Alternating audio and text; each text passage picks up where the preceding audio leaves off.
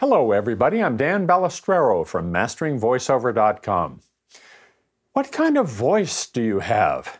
Now, this is an obvious question from one point of view and not so obvious from another. I sometimes hear guys with high voices telling me they're low trailer voices. Then there are women who tell me they have worked on lowering their voice because they are afraid of having a voice that's too high.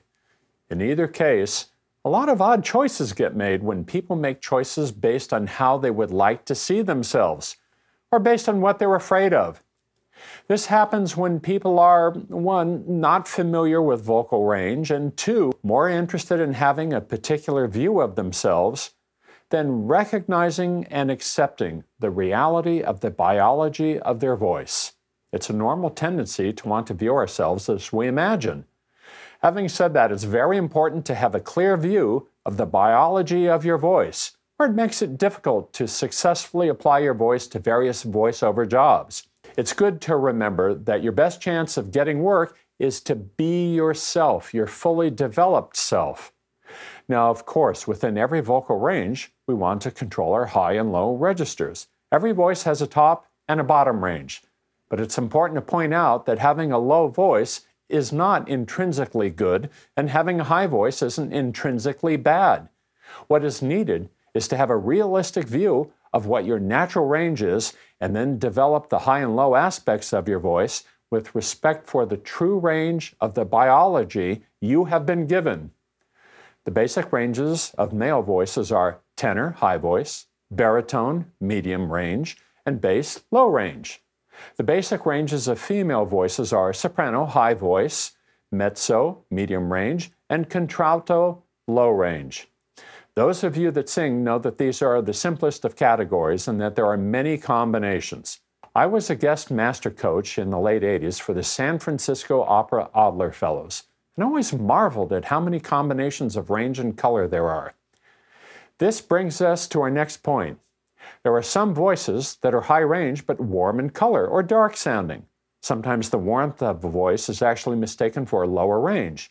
There are also voices that are low in pitch but are edgy and bright because they are squeezed, so they sound somewhat higher than the pitch they are on. So how does one figure this out?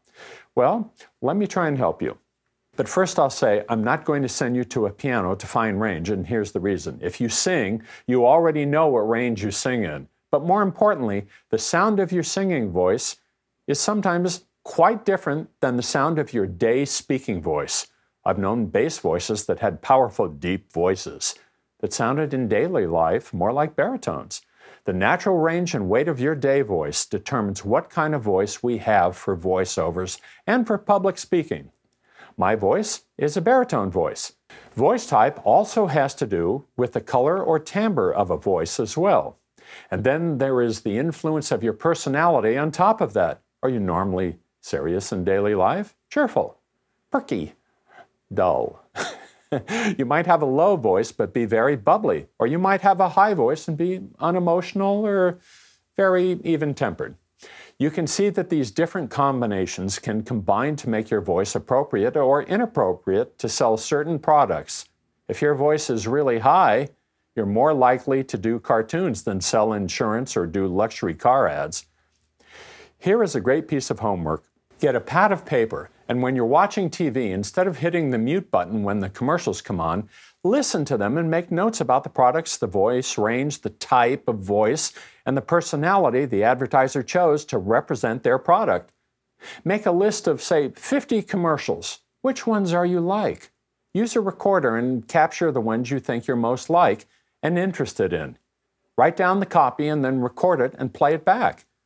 Compare it to the ad you heard on TV. This will help you start matching your voice to appropriate ads. Experimenting with these things will give you a clear view so you can answer the question, what kind of voice do you have?